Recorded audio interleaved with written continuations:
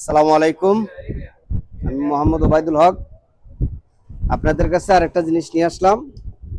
এটা হলো R6 এর ব্যাক প্যানেল আসছিল আগে, কিন্তু এটা দিয়ে ভাই অনেকদিন চালাইছে। চালানোর কারণে এখন ভাইয়ের কাছে এটা ওল্ড মডেল হয়ে গেছে। হয়ে যাওয়ার কারণে এখন ভাই আরো আপগ্রেড করতে চাইতেছে। করার জন্য আরো আপগ্রেড করতে হলে কি করতে হবে? ভাই এবার আনছে হলো R1 এর back panel, original original R1 এর ব্যাক প্যানেল আনছে, যাতে বাইরের গাড়ির লুকসটা আরো সুন্দর হয়। এই কারণে আপনাদের সামনে নিয়ে আসলাম R1 এর ব্যাক প্যানেল। এই হলো সিট এর ডিজাইন, তারপরে এই যে সাইডের প্যানেলগুলা, একটা এই হলো দুইটা, দ্বিতীয়টা।